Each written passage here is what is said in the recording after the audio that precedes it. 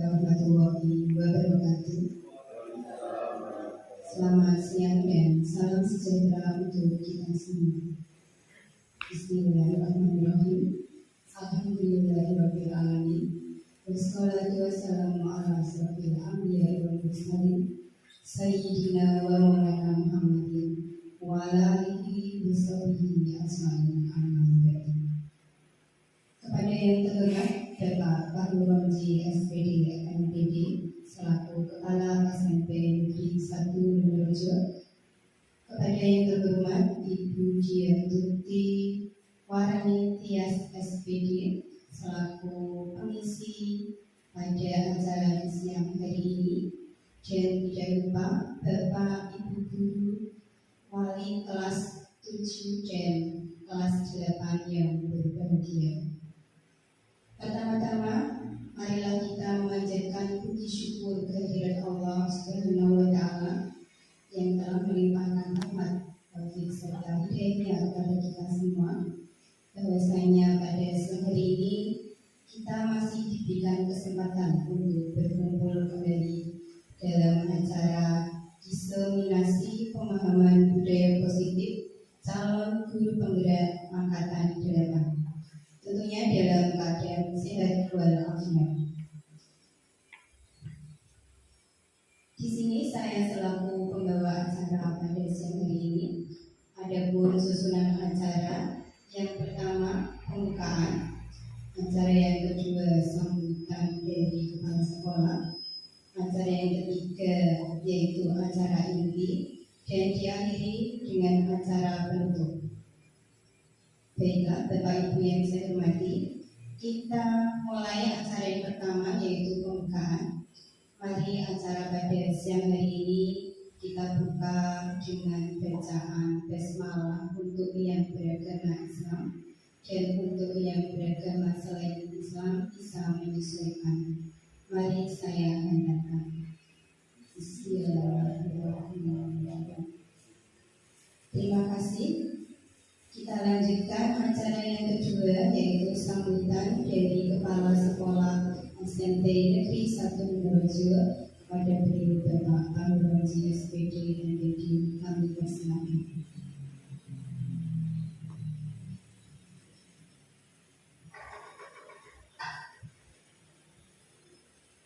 Assalamualaikum warahmatullahi wabarakatuh.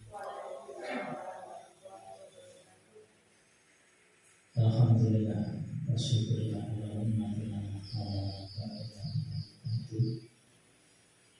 Selamat siang dan salam sejahtera untuk kita semuanya. Ibu dan bapak yang saya hormati,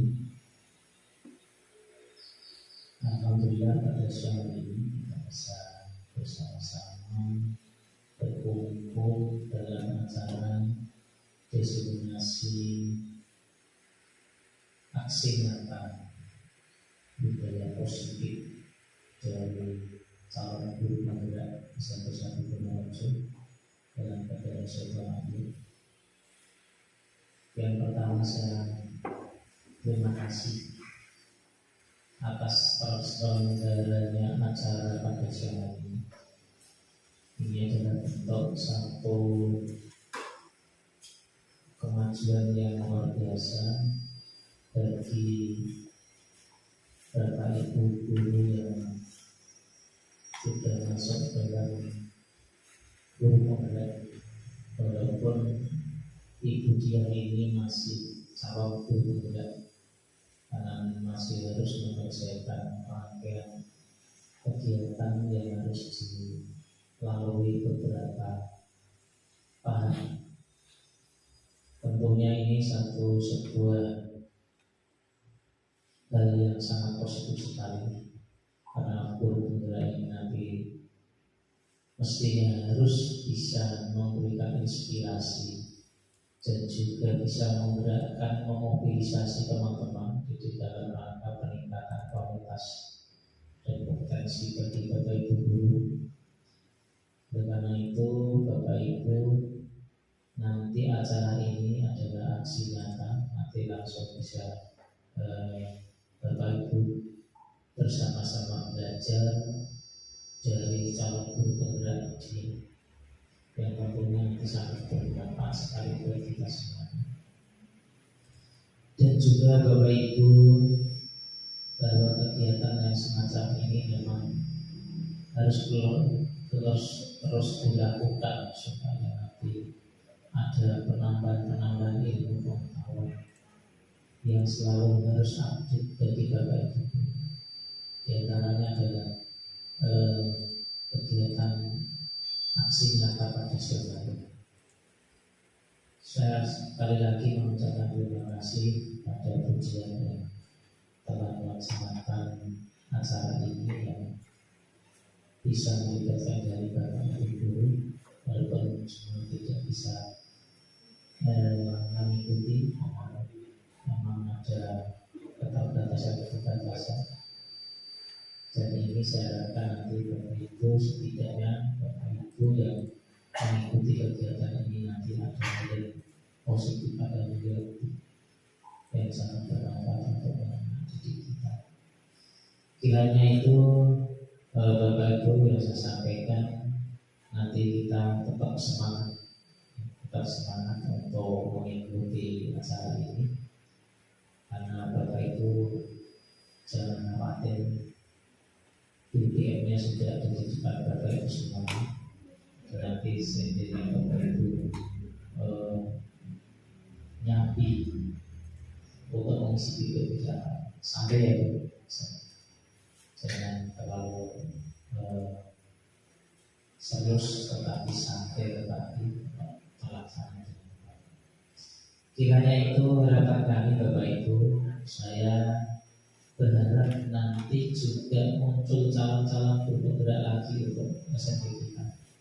Dengan banyaknya jumlah guru penggerak, saya yakin peningkatan kompetensi bagi Bapak Ibu guru akan lebih, dan nanti berimbas berdampak positif bagi siswa-siswa anak didik. Karena saya tahu bahwa program guru penggerak ini adalah tidak lain dan tidak bukan adalah untuk meningkatkan kualitas atau bentuk pendidikan, khususnya bagi anak-anak kita, sehingga nanti lulusannya, outputnya akan menjadi orang-orang yang punya kompetensi. Oleh karena itu, prasyarat utama untuk meningkatkan kualitas yaitu memang harus meningkatkan kompetensi kualitas dari sumber daya, yaitu bagi Bapak Ibu. Kalau Bapak Ibu guru itu sudah memiliki kompetensi yang cukup, yang selalu update dengan perkembangan zaman, ya, kemudian bisa menguasai ilmu pengetahuan yang cukup untuk anak-anak kita, insya Allah juga anak kita cukup akan pengetahuan dan keilmuannya, sehingga nanti menjadi anak-anak yang sukses di masa depan. Amin. Amin. Dan itu yang saya sampaikan. Terima kasih pada ujian, dan tetap semangat sebagai calon guru penggerak.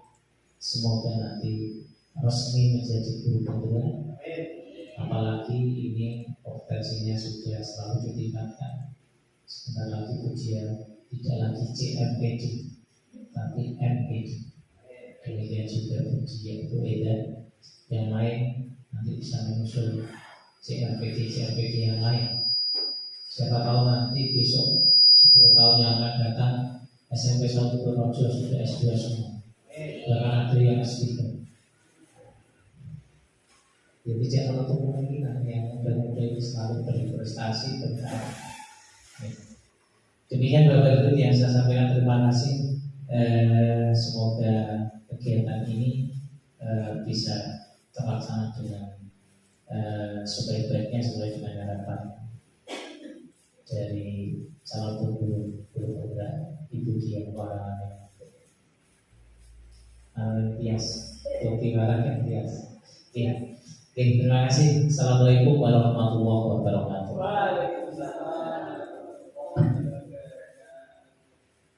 Terima kasih.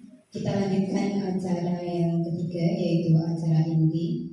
Di sini akan diisi oleh Ibu Dia Tuti Warana Tias. Kepada Ibu Dia kami persilakan.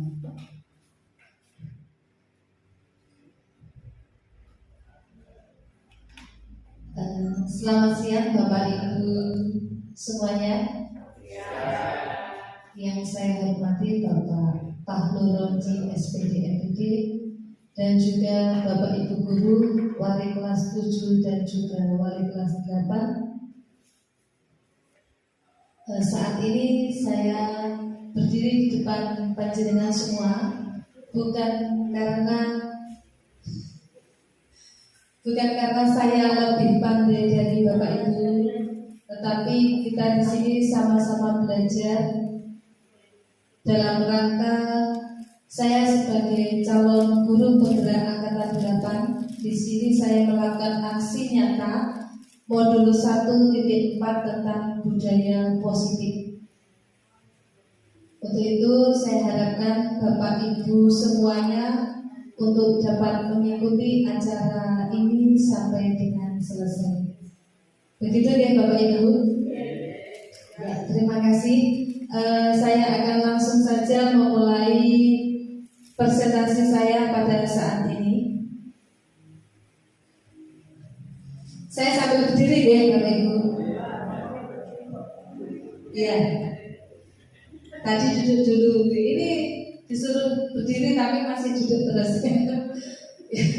Karena saya ini semampai 1,5 meter tidak sampai ya. Ya, terima kasih. Untuk menghangatkan suasana sebelum saya melakukan presentasi Bapak Ibu, saya ingin menyapa Bapak Ibu guru semuanya ya. Selamat siang Bapak Ibu. Ini sepertinya sudah loyo ya. Saya harap Bapak Ibu semua untuk tetap semangat. Jadi kalau saya bilang selamat siang, jawabnya siang penuh semangat, gitu ya. Oke. Selamat siang Bapak Ibu. Siang penuh semangat. Oke, terima kasih untuk kita semua. Tepuk tangan. Ya. Sebenarnya tepuk tangannya itu ada yang seru Bapak Ibu. Tepuk tangannya tepuk 1. Bisa ya? Tepuk 1. Tepuk 2. Tepuk 3. Tepuk 4. Ya. Tepuk 5. Ya. Jadi gini. Tepuk 5 itu prok. Ya. Lagi deh. Tepuk 5. Tepuk 5 2 kali.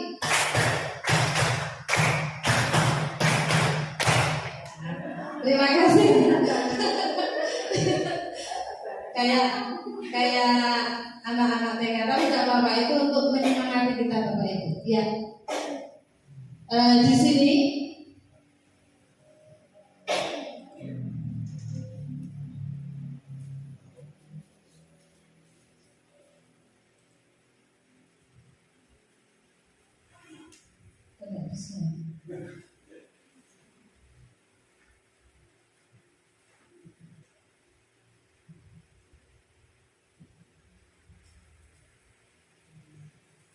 ya. Salam dan bahagia Ibu dan Bapak guru.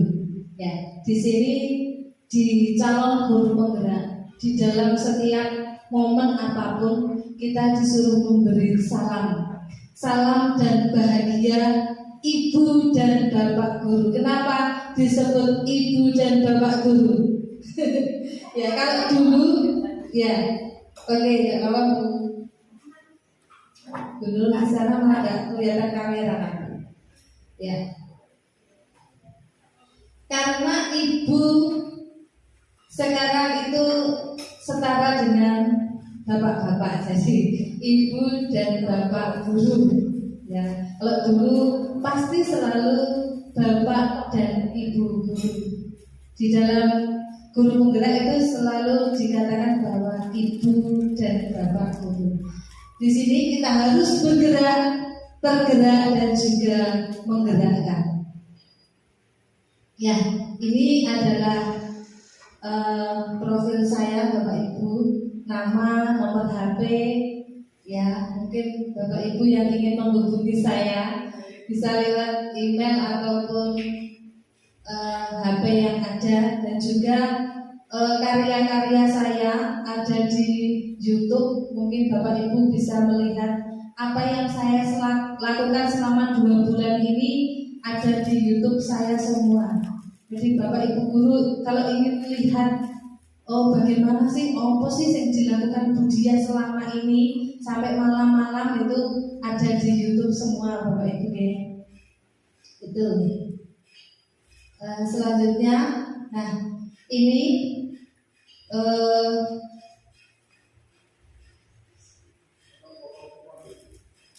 iya. Ini adalah fasilitator tingkat Jawa Tengah yang selalu memberikan Zoom meeting. Namanya Ibu Yuni Nuraini Setiana. Jadi kalau saya tidak berangkat atau tidak ikut Zoom, maka saya akan ditegur beliau. Ya, selalu diingatkan, bukan ditegur.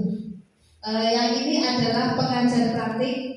Biasanya beliau datang ke sini sebulan sekali untuk pendampingan individu, namanya Ibu Soleka. Dan ini saya sendiri, dan ini adalah Bapak Kepala Sekolah kita. Maaf ya Pak, saya sebenarnya mau minta foto Pak, tapi saya takut. Tapi Budia ini kok minta foto untuk apa ya? Ini saya ambil dari e-signer. Jadi ini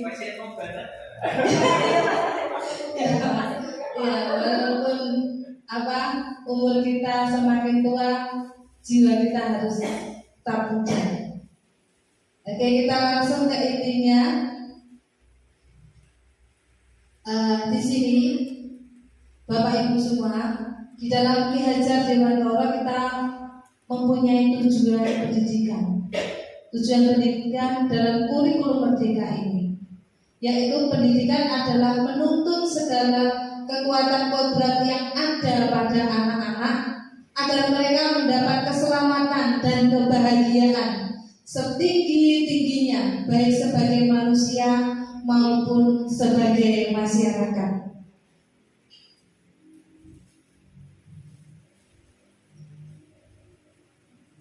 Ya, di sini terdapat konsep-konsep atau kunci dalam budaya positif meliputi 7 item atau 7 materi yang kami pelajari, yaitu yang pertama tentang perubahan paradigma, yang kedua yaitu disiplin positif, yang ketiga motivasi perilaku manusia, yang keempat kebutuhan dasar manusia, yang kelima posisi kontrol restitusi, yang keenam keyakinan kelas, dan yang ketujuh adalah segitiga restitusi. Nah, ketujuh materi ini akan kita pelajari, ini kurang lebih 1,5 jam ini Bapak Ibu.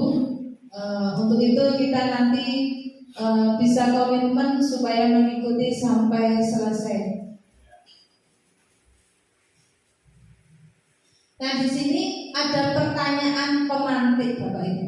Apa itu pertanyaan pemantik Bapak Ibu? Mungkin ada yang ingin menjawab. Pertanyaan pemantik atau pertanyaan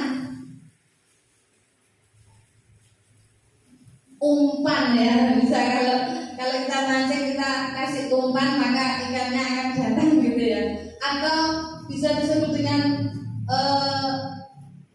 apa ya? Kalau bahasa kita kemarin diskusi perangsang gitu ya, supaya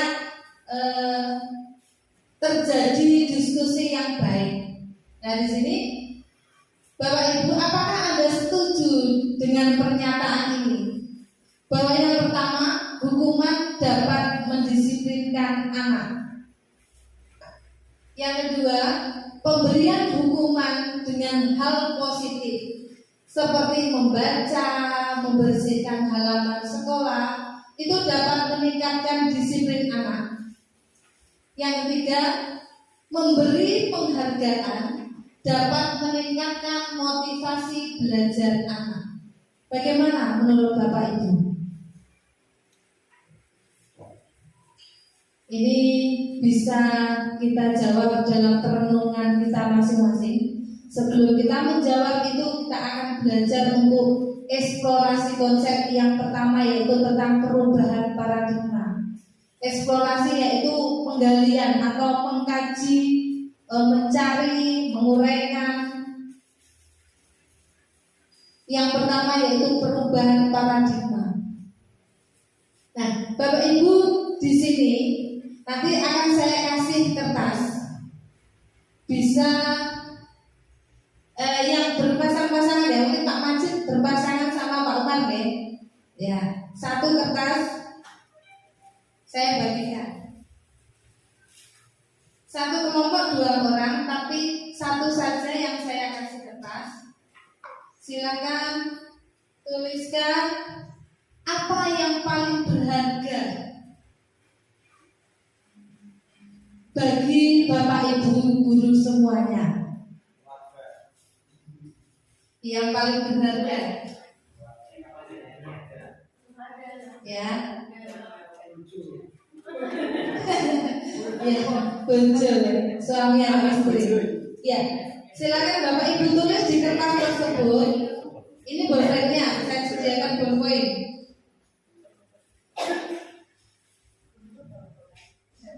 Ya, ditulis apa yang paling berharga.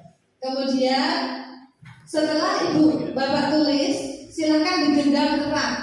Dan tugas teman sebelahnya adalah merayu, supaya membuka kepala kanannya. Nanti dikepal yang kencang ya. Nah, tugas sebelahnya adalah ya cocok ya, disukani sama Pak Adi. Ya, Pak Adi sama Bunda ya. Nah, oke Pak Rauf sini Pak Rauf. Nah ini loh Pak Rauf. Oh, tahu Pak itu, oke.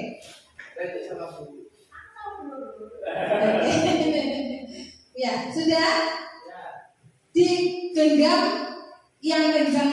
Nah, tugas sebelahnya adalah bagaimana caranya supaya misalnya ini Bu Alif sama Bu Ayu membuka genggaman itu.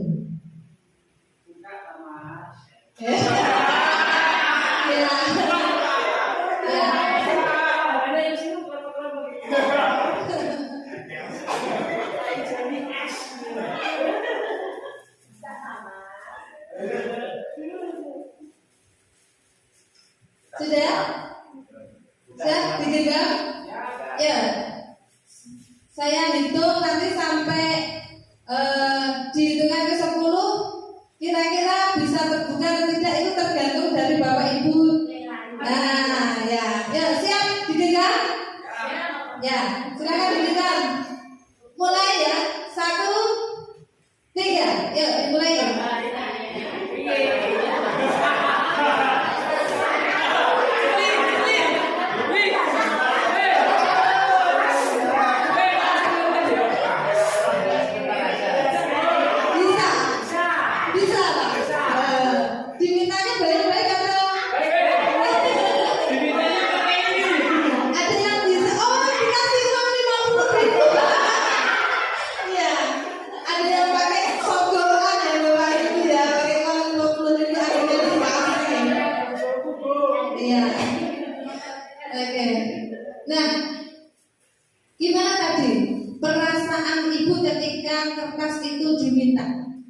Mungkin bisa dijelaskan?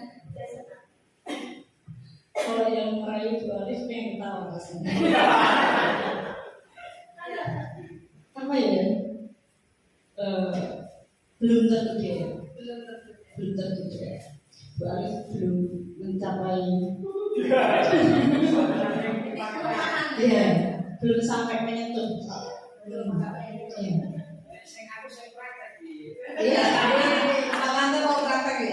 Tadi gimana Pak? Bisa terbuka genggamannya? Yang menggenggam kan Pak. Yang menggenggam tadi Pak Majid. Namun karena yang digenggam sudah tahu bentuknya, sehingga rayuannya ya kurang mengena di hati. Jadi ya kena lah orang yang kecuali yang digenggam sesuatu yang berharga. Tentu saja rayuan termasuk tadi rayuannya Bu Alif, kenapa belum menasihati? Oh bentuknya kertas.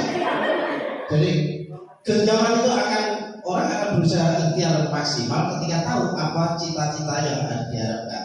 Nah di sini yang digenggamkan hanya sebuah kertas, sehingga rayuannya mungkin kurang gombal gitu ya. Itu termasuk Bu Alif. Kenapa belum maksimal? Ketika Bu Alif mungkin ingin mengharapkan sesuatu yang digenggam, pasti ikhtiarnya maksimal. Tapi untuk yolah orang yolah, akhirnya misalnya itu dia. Tapi terima kasih, ini adalah sebuah sebuah teknik, paling tidak usaha untuk mencapai sesuatu itu harus dipakai usaha keras. Ya, dari Pak Umar tadi responnya, untuk mencapai segala sesuatu perlu dengan usaha yang keras. Nah, untuk para yang penggenggam, bagaimana tadi perasaannya?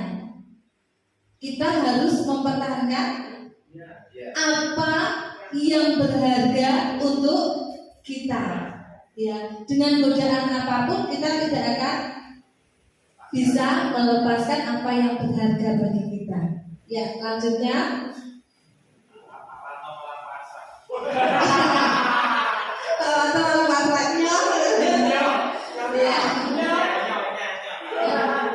Di sini ada terjadi perubahan paradigma teori kontrol. Yang pertama, ilusi.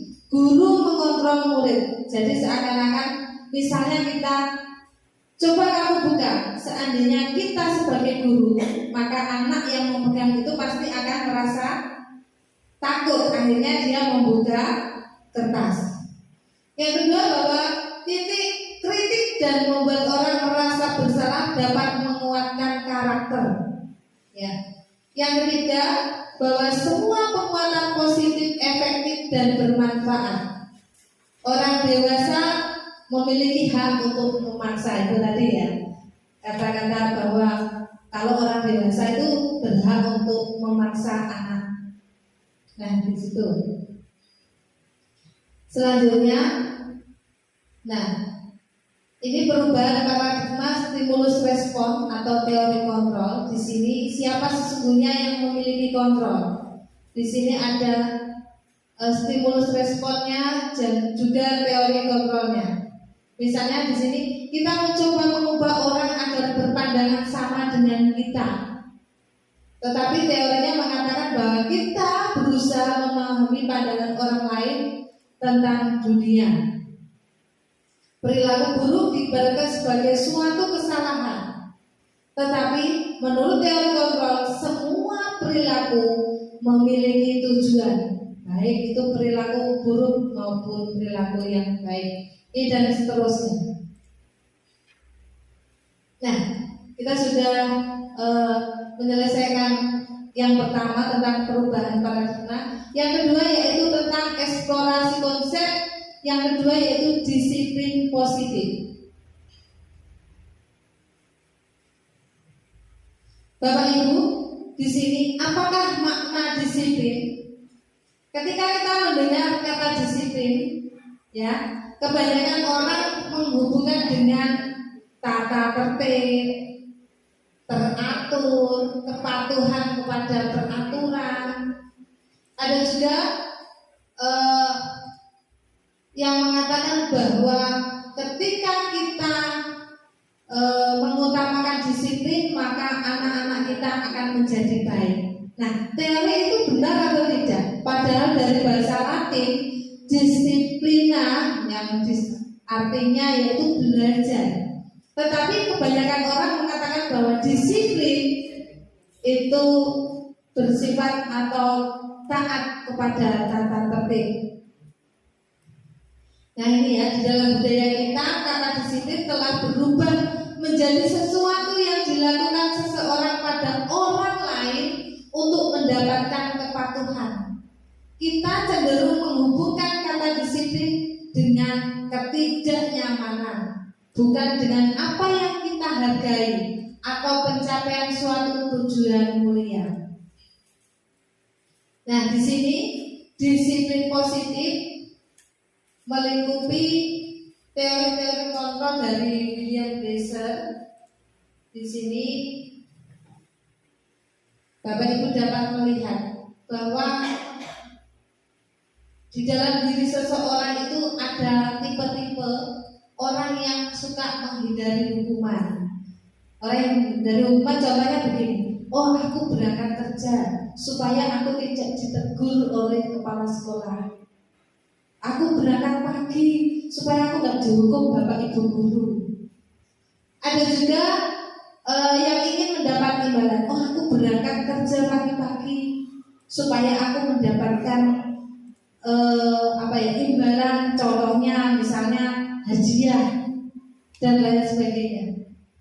Apakah tujuan bapak ibu datang untuk bekerja itu untuk menghargai diri sendiri?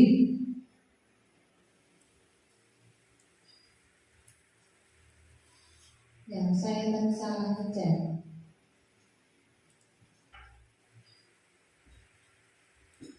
Ya, ini yang ketiga. Apakah bapak ibu bekerja untuk menghargai diri sendiri? Nah, sedangkan kita sebagai guru mempunyai 5 posisi kontrol. Sebagai penghukum, sebagai pembuat rasa bersalah, sebagai teman, sebagai pemantau, atau sebagai manajer. Menurut Bapak Ibu, dari kelima posisi kontrol ini, yang bagus, yang diharapkan oleh pemerintah adalah posisi manajer. Kita tidak boleh hanya sebagai penghukum. Terkadang kita juga bisa membuat anak merasa bersalah. Kamu kok gitu toh? Ya, nggak boleh seperti itu. Atau sebagai teman, ayo sama-sama kita kerjakan bareng-bareng. Sebagai pemantau misalnya, kamu sudah mengerjakan PR, ya. Ini semua pernah kita lakukan ya. Saya salah pencet lagi.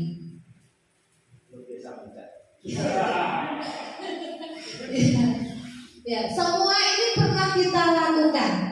Tetapi yang paling banyak yang apa Bapak Ibu?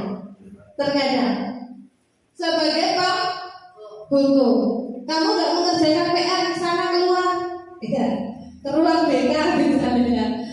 Kamu nggak mengerjakan PR atau kamu terlambat, silakan kamu membersihkan kamar mandi misalnya.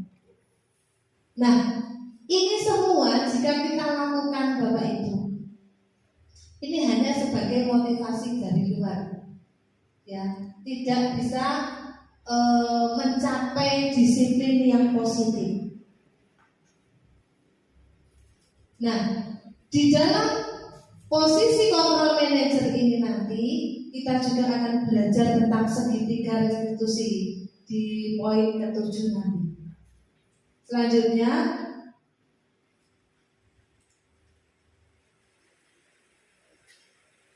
ya, disiplin positif menurut Ki Hajar Dewantara dan Diane Gosar mengungkapkan bahwa disiplin positif bermakna untuk membentuk kontrol diri siswa. Dan disiplin positif yaitu belajar untuk kontrol diri agar dapat mencapai suatu tujuan yang mulia.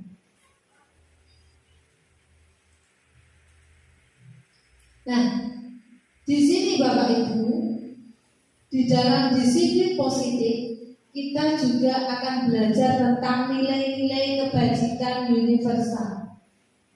Apa itu nilai-nilai kebajikan? Yaitu sifat-sifat positif manusia yang merupakan tujuan mulia yang ingin dicapai setiap individu. Nilai-nilai tersebut bersifat universal dan lintas bahasa, suku bangsa, agama maupun latar belakang. Jadi setiap perilaku atau perbuatan itu memiliki tujuan, Bapak Ibu. Dengan mengaitkan nilai-nilai kebajikan yang diyakini seseorang, maka motivasi instingnya akan terbangun sehingga menggerakkan motivasi dari dalam untuk dapat mencapai tujuan mulia yang diinginkan. Ini menurut Daniel Gosen. Nah, nilai-nilai kebajikan yang ingin dicapai dalam kurikulum Merdeka ini kita kenal dengan profil pelajar Pancasila yang meliputi 6, ya, atau yang pertama beriman bertakwa kepada Tuhan Yang Maha Esa dan berakhlak mulia, mandiri, bernalar kritis, kebinekaan global, bergotong royong dan kreatif. Nah, sebenarnya di dalam profil pelajar Pancasila tadi, Bapak Ibu, visi misi sekolah kita sudah mencakup semuanya nih. Ya.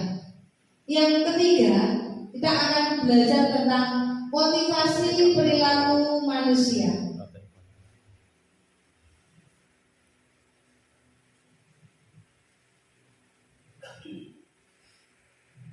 Ya, di dalam motivasi ini terdapat motivasi eksternal dan juga motivasi internal.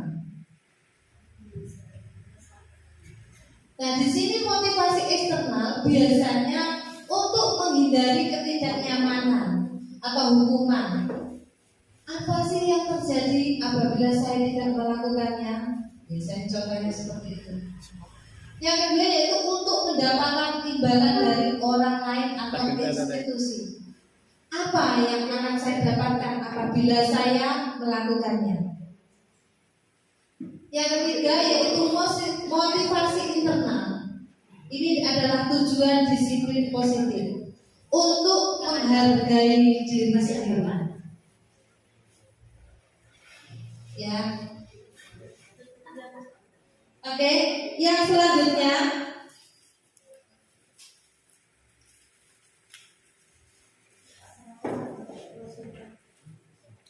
yaitu yang keempat, kita belajar tentang kebutuhan dasar manusia.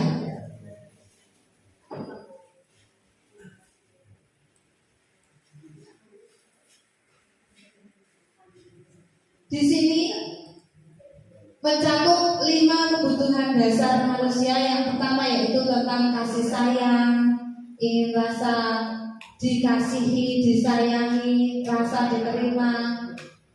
Yang kedua yaitu kebutuhan penguasaan atau power. Oh, saya ingin dihargai, saya punya kekuasaan, saya bisa memerintah. Atau kebutuhan kebebasan. Saya ingin bebas, saya ingin menjadi diri saya sendiri, saya ingin melakukan ini dan itu. Atau kesenangan dan juga survival atau bertahan hidup. Yang kelima yaitu posisi kontrol restitusi.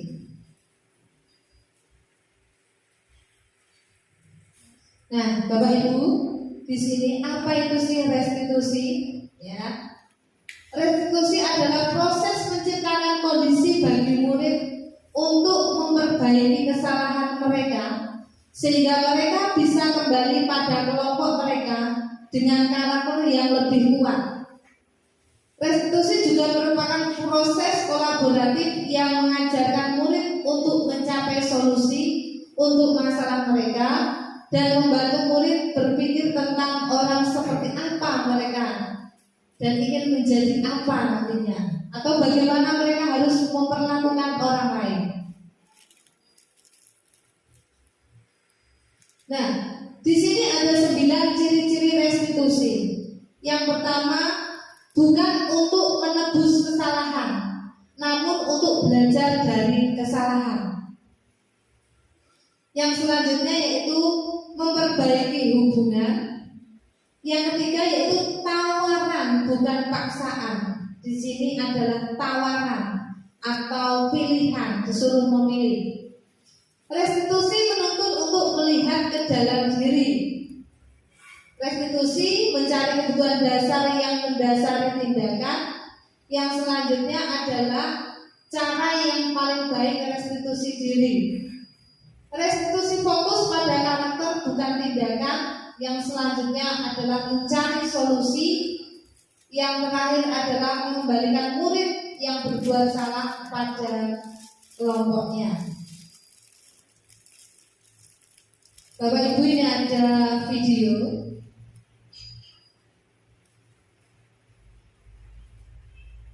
Ini harus di-scan dulu ya. Sebentar.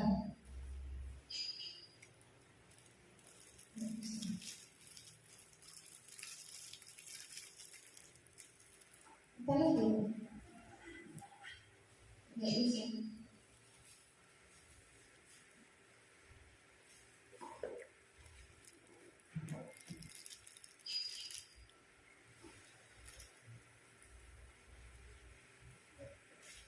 Sebentar.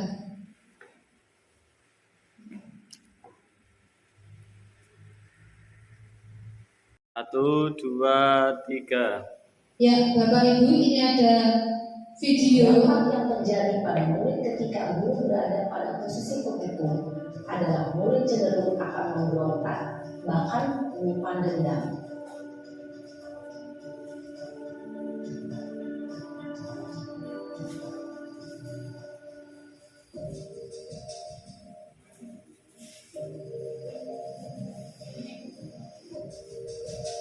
Posisi kontrol. 5 posisi kontrol dalam restitusi adalah proses perjalanan seorang pendidik agar dapat mengenali dirinya. Pada video kali ini, kita akan membahas tentang 5 posisi kontrol yang dikembangkan oleh Diane Dawson dan contoh penerapannya.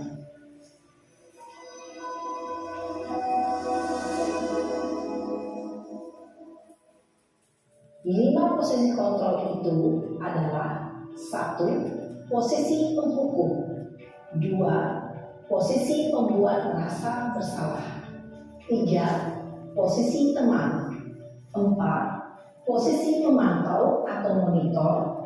Dan 5. Posisi manajer.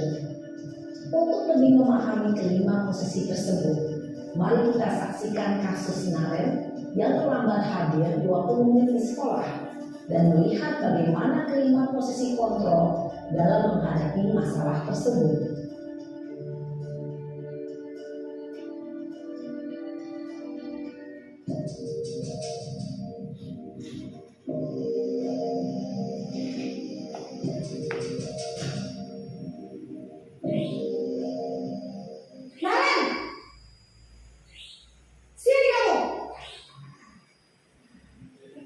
Selamat pagi, Bu. Selalu terlambat.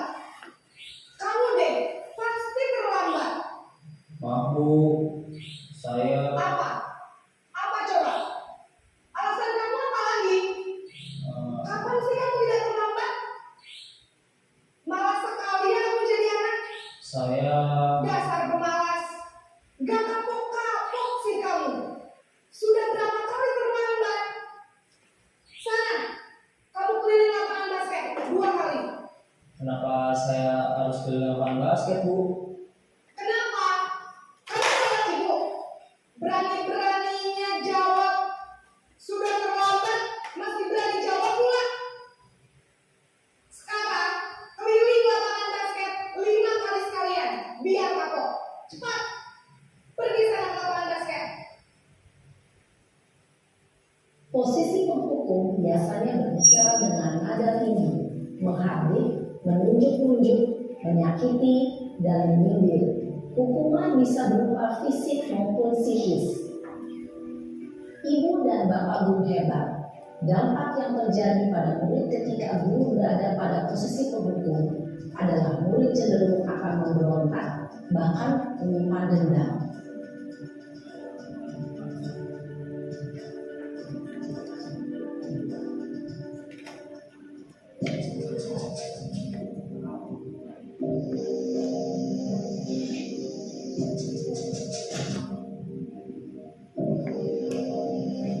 Naren!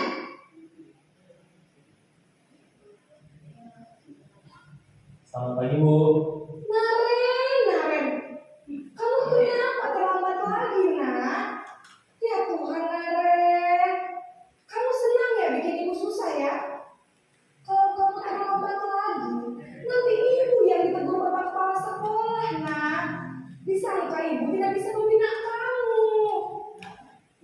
gimana ini?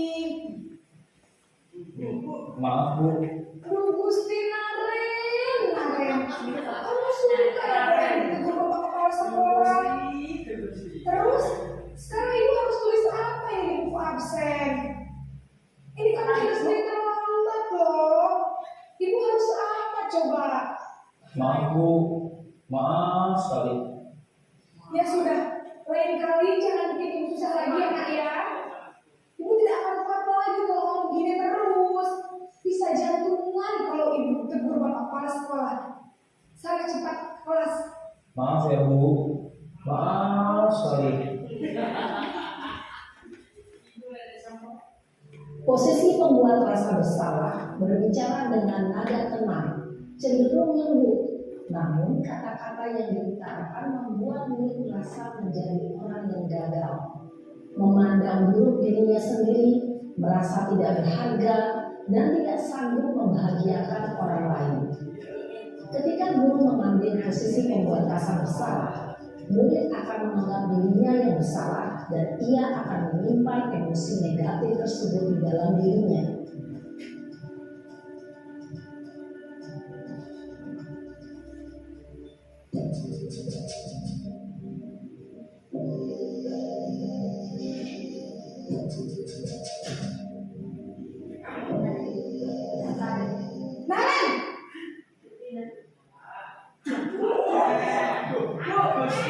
Selamat Bu.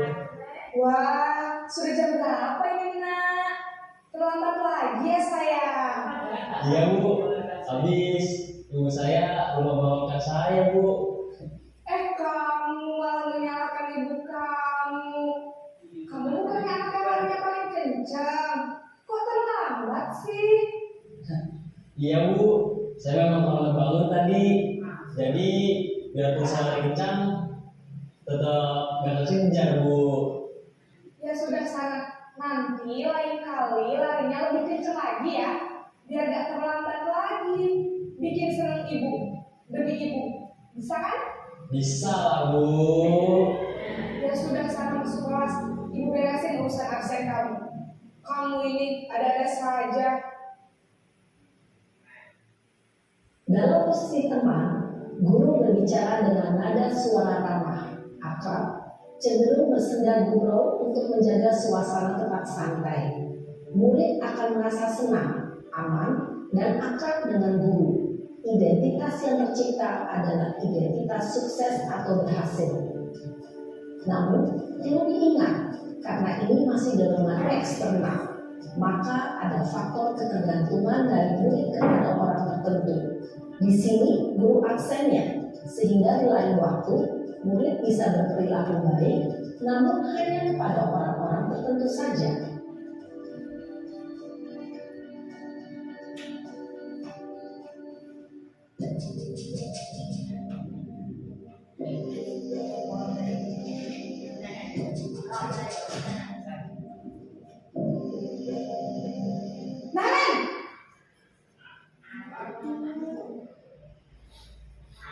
Selamat pagi Bu.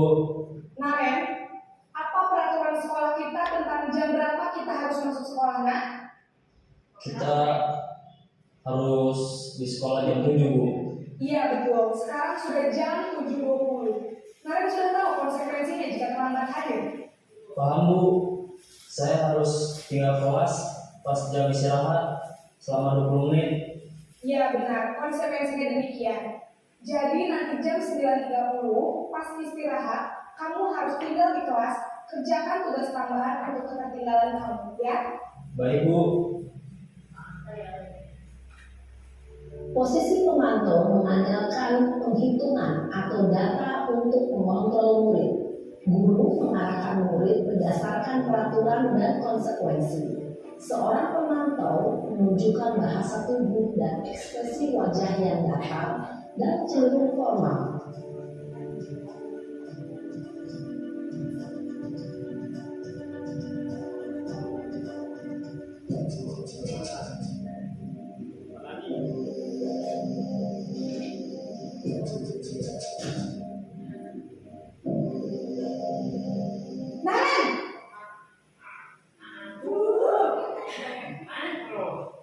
Selamat pagi Bu. Selamat pagi Naren. Maaf Bu, saya terlambat. Iya, sekolah masuknya jam 7, sekarang sudah jam 7.20. Jadi sekarang bagaimana ini Naren? Maaf Bu, saya lupa setel alarm saya semalam. Baiklah, menurut kamu, keyakinan sekolah yang mana yang perlu kamu tingkatkan? Menghargai diri sendiri dan orang lain mungkin ya Bu. Setuju. Jadi, apakah Naren meyakini prinsip saling menghormati tersebut? Iya Bu, saya meyakininya. Apakah Naren bersedia memperbaiki masalah keterlambatan ini? Bersedia Bu. Bagaimana kamu akan perbaiki masalah keterlambatan ini? Saya akan coba untuk tidak lupa menyetel alarm saya Bu. Baik, kalau kalian lupa menyetel alarm di rumah, ada orang yang kira-kira bisa bantu mengingatkan tidak? Ada Bu, kata saya, Kak Emma. Ada lagi selain Kak Emma? Selain Kak Emma, ada ibu saya. Baik, jadi yang mengingatkan Naren adalah Kak Emma dan ibu kamu ya. Kira-kira akan mulai start alarm kapan nih Naren? Setelah pulang sekolah, akan segera saya lakukan. Baik, jadi Naren akan setel alarm untuk bangun besok pagi dan akan diingatkan oleh kakak dan ibunda Naren ya. Ada lagi yang mungkin perlu dilakukan Naren agar tidak terlambat bangun lagi? Tidak ada Bu. Baik Naren, terima kasih untuk kerjasama kamu. Sekarang kamu perlu kembali ke kelas untuk belajar. Baik Bu, terima kasih. Posisi manajer adalah posisi kontrol yang disarankan untuk membimbing murid memiliki sikap disiplin yang positif, yaitu murid yang mandiri, bertanggung jawab, dan dapat memecahkan masalah. Tujuan dari posisi ini adalah agar murid dapat berefleksi atas tindakannya. Guru akan dengan tulus memberikan pertanyaan-pertanyaan bermakna, sehingga membuat murid dapat belajar dari kesalahannya dan mencari sebuah solusi untuk menyelesaikannya. Ibu dan bapak guru hebat, setelah mengamati adegan kelima posisi kontrol tadi, kira-kira posisi mana yang paling ideal? Posisi mana yang dapat menunjang motivasi intrinsik murid? Ya, tentu posisi manajer.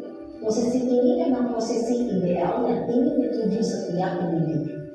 Pada posisi inilah, guru dapat menerapkan disiplin positif dan berpihak pada murid, yang memerdekakan murid. Perjalanan seorang pendidik tentunya tidak mudah untuk sampai pada posisi seorang manajer.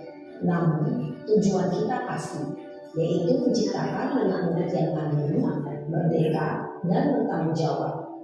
Semoga penggambaran 5 posisi kontrol yang telah diperlihatkan ini dapat menjadi ajang refleksi bagi kita semua, agar dapat terus mengasah dan menerapkan disiplin positif yang memerdekakan murid. Mari terus berlatih dan bersemangat. Selamat menerapkan. Salam dan bahagia, Ibu dan Bapak Guru hebat.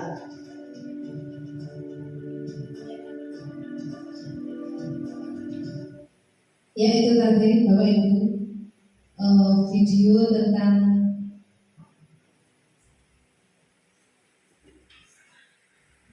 penggambaran 5 posisi kontrol. Nah, di sini ya ada pertanyaan-pertanyaan. Saya kecewa sekali dengan kamu. Nah, ini berarti posisi apa itu? Membuat orang merasa bersalah. Nah, yang kedua ini, kamu tidak pernah benar melakukannya. Posisi apa Bapak Ibu? Hah?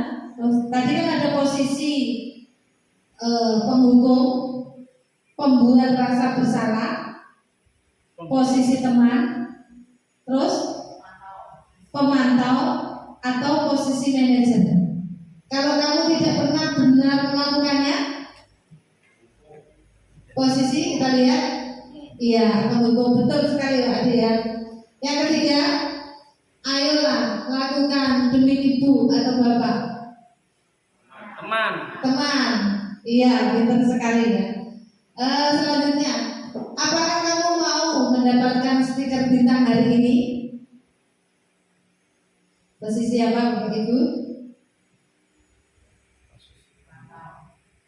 pemantau. Iya, benar sekali ya. Selanjutnya, bagaimana kamu bisa menyelesaikan masalah ini? Manager. Iya, pada pinter-pinter ya. Iya, selanjutnya, kamu selalu yang paling terakhir. Ya, betul. Pinter-pinter semua ya. Ini adalah 5 posisi kontrol. Nah, di sini ini bisa terlihat. Biasanya guru menunjuk-nunjuk kamu ya. Kalau di sini ibu kecewa, itu membuat orang merasa bersalah. Sebagai teman, atau sebagai pemantau, atau sebagai manajer. Selanjutnya, biar agak cepat. Yang keenam yaitu keyakinan kelas. Mengapa tidak peraturan saja? Mengapa harus keyakinan kelas? Ya, kemarin dari kurikulum mengharapkan bahwa setiap wali kelas membuat keyakinan kelas.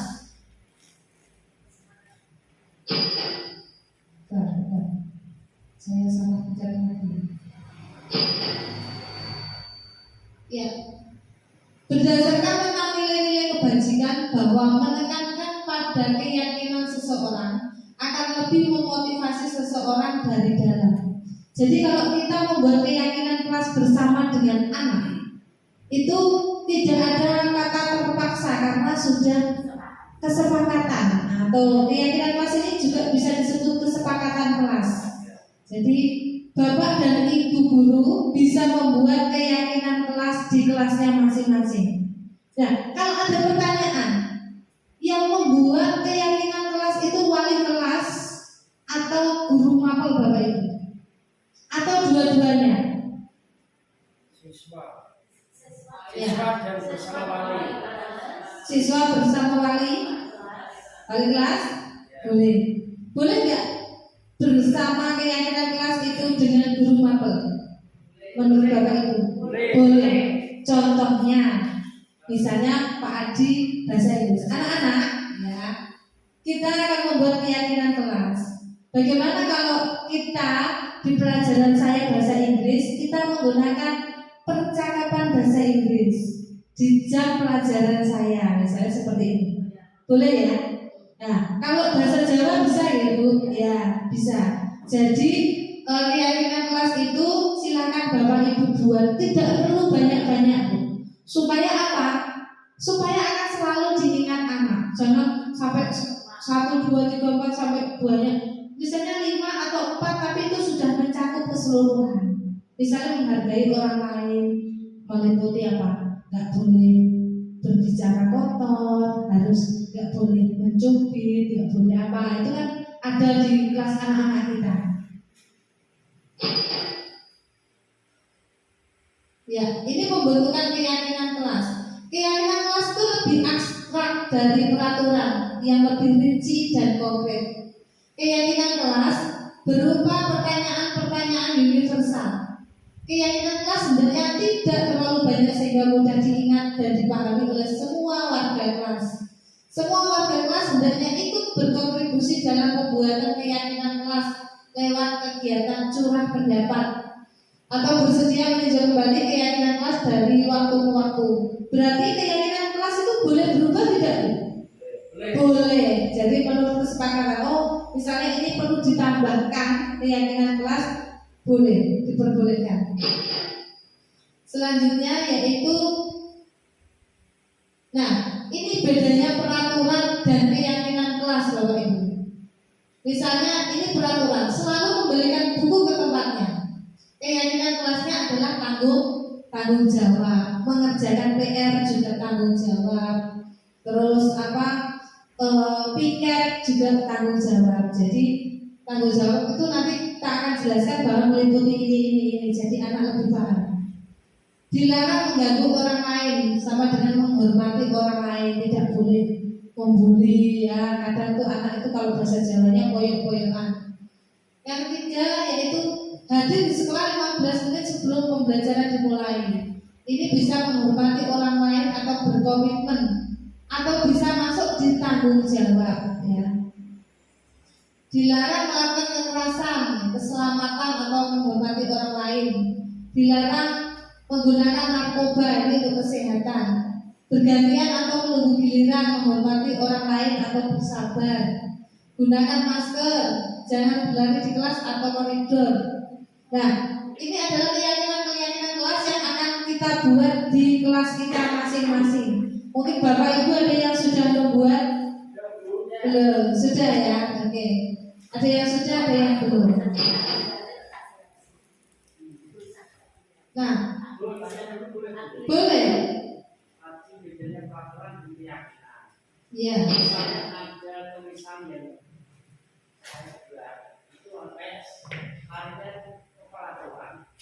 larinya ke peraturan. Seperti ini, membersihkan peserta siswa wajib membersihkan lingkungan atau tiket. Iya. Tiket. Nah, terus bagi yang tidak mengerjakan, tidak melaksanakan tiket, karena mengisi kas 2000. Kalau seperti itu diperbolehkan, padahal itu disepakati oleh siswa. Kalau seperti itu masuk di peraturan atau di keyakinan kelas? Bisa di keyakinan kelas Pak, nggak apa-apa karena itu sudah kesepakatan ya. Istilahnya tidak sepihak. Iya, sudah kesepakatan bersama. Iya, boleh. Yang penting itu sudah disepakati Pak, jangan kehendak kita. Jadi itu dari mereka ya. Karena kalau yang nggak tiket dia mengisi kas untuk ini apa namanya? Ya, untuk kas-kas ya. Kemarin itu anak kan membuat keyakinan kelas Pak, di kelas saya itu. Malah ada yang tulisannya tidak boleh memakai lipstik ya, itu ada. Ternyata anak cowok itu nggak suka kalau ada anak cewek itu pakai lipstik gitu ya. Akhirnya gimana ini? Ya oke Bu, disepakati ya, itu sudah bisa. Iya, sebenarnya kesepakatan belum tadi. Gimana? Beda? Ya. Ya, Bapak Ibu, apa perbedaan hukuman, konsekuensi dan restitusi? Ya, di sini ada. Kalau hukuman itu harus terjadi.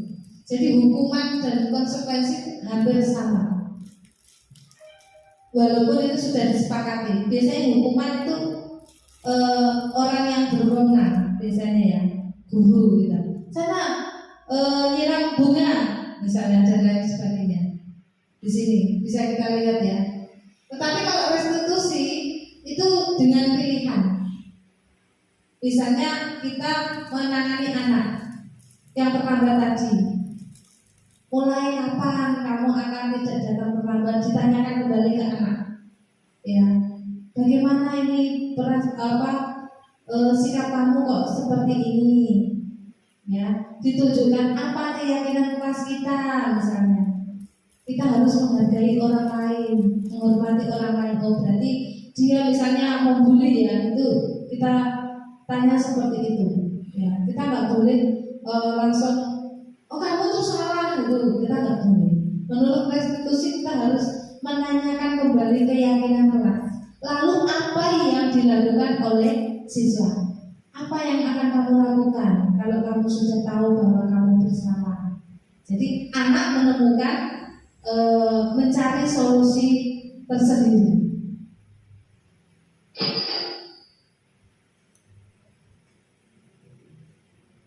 Ya, ini yang terakhir yaitu eksplorasi konsep segitiga restitusi.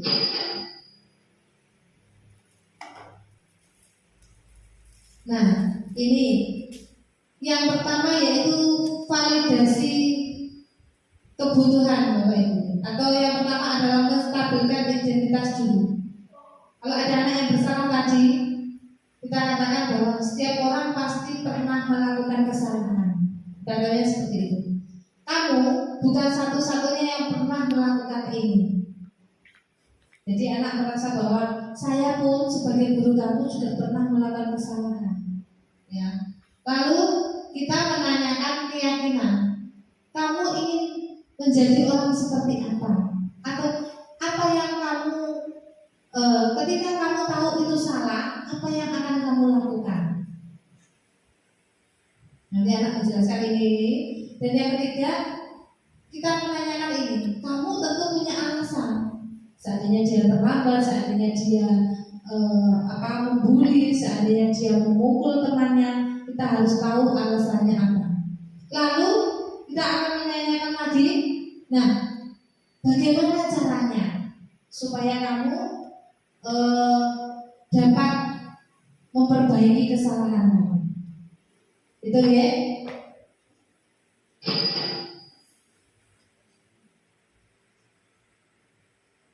Ya, ini tahapannya Bapak Ibu. Menstabilkan identitas, ini contoh-contohnya. Berbuat salah itu hal yang manusiawi dan lain-lain. Yang selanjutnya, validasi kebutuhan. Contohnya ini Bapak Ibu.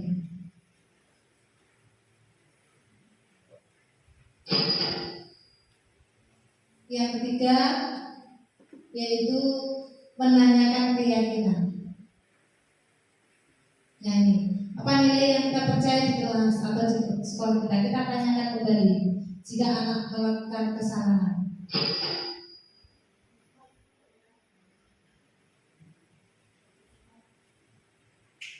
Nah biasanya ini kita tanya-tanya ke anak nih, ada intervensinya ini 30 detik biasanya Bapak Ibu.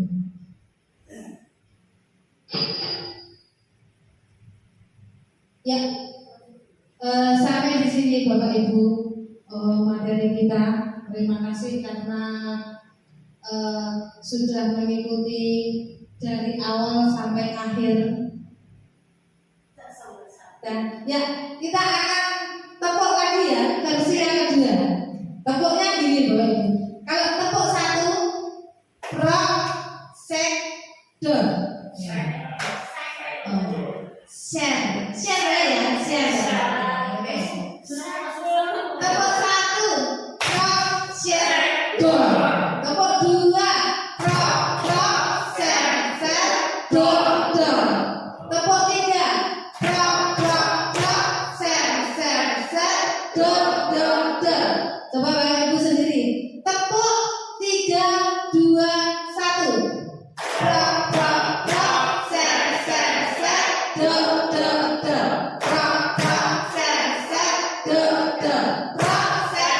Oke, kita yang bergerak semua.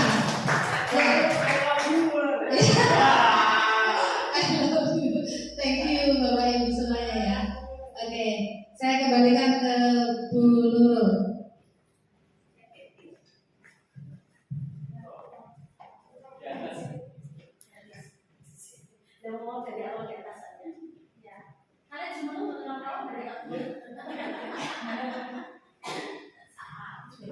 Terima kasih Bu Dia atas ilmu dan wawasannya, sangat menarik dan pastinya bermanfaat bagi kita selaku guru.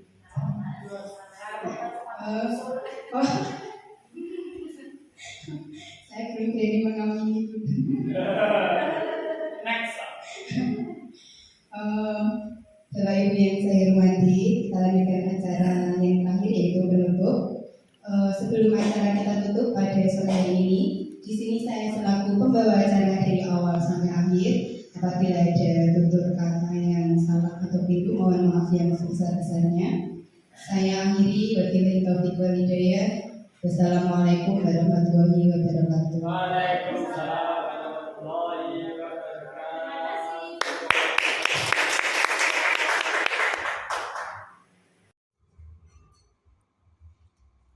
Selamat siang, salam sejahtera bagi kita. Perkenalkan, saya rekan sejawat dari calon guru penggerak Ibu Diah Tuti Warondas SPD. Setelah mengikuti pengimbasan materi dari yang disampaikan Ibu Diah mengenai aksi nyata modul 1.4 budaya positif, kami dari teman sejawat merasa mendapat pencerahan dan inspirasi ke depan mengenai apa yang harus kami lakukan sebagai seorang pendidik, di mana kami mendapatkan materi mengenai kebutuhan dasar, mengenai posisi fungsi kontrol dan juga segitiga restitusi dan yang lainnya. Hal tersebut membawa kami kepada sebuah perubahan mindset atau pikiran mengenai bagaimana kami harus menerapkan budaya yang positif di sekolah kami. Semoga yang disampaikan Ibu Diranti bisa membuat kami dalam melaksanakan pendidikan di SMP Negeri 1 Benerjo ini menjadi lebih baik, dan kami mengucapkan terima kasih atas penjelasan Ibu Diah yang dengan sangat jelas dan juga memberikan contoh-contoh praktek nyata dalam kehidupan sehari-hari bisa